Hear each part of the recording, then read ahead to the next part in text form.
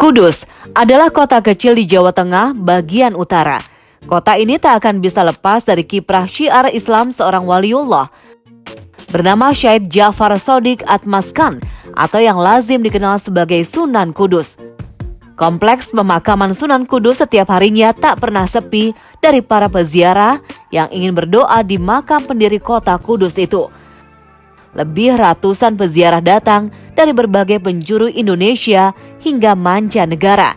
Mereka membaca surat Yasin dan mengirim doa di pusara Sunan Kudus beserta kerabatnya.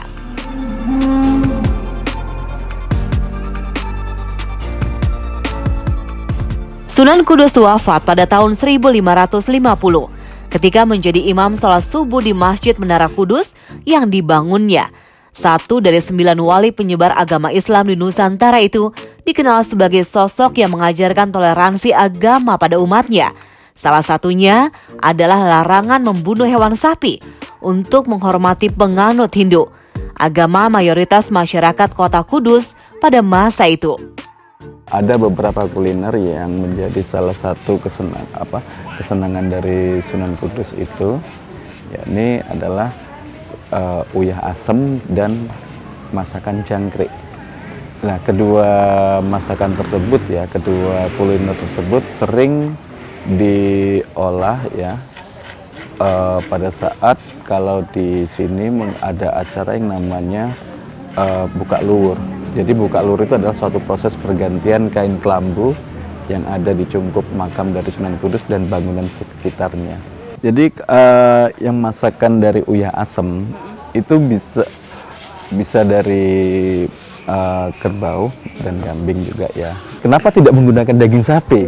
Kan bahwa yang namanya sapi itu Sunan Kudus melarang pengikutnya untuk menyembelih sapi.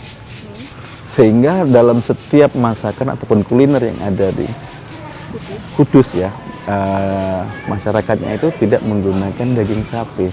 Ya karena itu dulu menjadi salah satu strategi dari Sunan Kudus dalam menyebarkan agama Islam. Ini untuk menarik simpati dari masyarakat Hindu untuk memeluk agama Islam. Ya salah satunya itu dengan tidak menyembelih sapi. Artinya dia menghargai juga kepercayaan dari ajaran sebelumnya.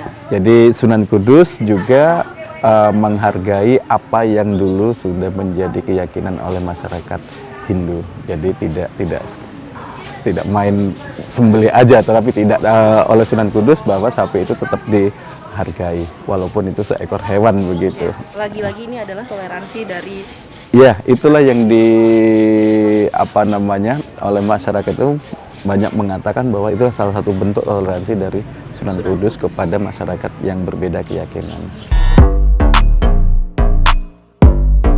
Bukan perkara mudah menemukan nasi jangkrik, makanan khas Kudus, kegemaran Sunan Kudus ini. Makanan ini sudah jarang dijual, bahkan hanya segelintir warga yang masih membuat masakan ini. Salah satunya adalah Ibu Rohmah. Sang mertuanya lah yang mengajarkan mengolah masakan ini sejak 45 tahun lalu. Sekarang saya sudah bersama dengan Ibu Rohmah, di mana Ibu Rohmah ini sudah terbiasa masak sego jangkrik ya Bu ya. Mulanya, kita akan menghaluskan bumbu-bumbu seperti kencur, garam, dan cabai merah keriting. Jika sudah, masukkan daging kerbau ke panci bertekanan. Tambahkan air dan bumbu halus, serta masukkan daun salam, lengkuas, dan gula Jawa. Walau namanya sego jangkrik, namun tidak ada jangkrik yang dimasukkan ke dalam masakan ini. Nasi jangkrik memang merupakan nasi berlauk daging kambing atau kerbau yang dibungkus dengan daun jati dan ditali dengan anyaman jerami.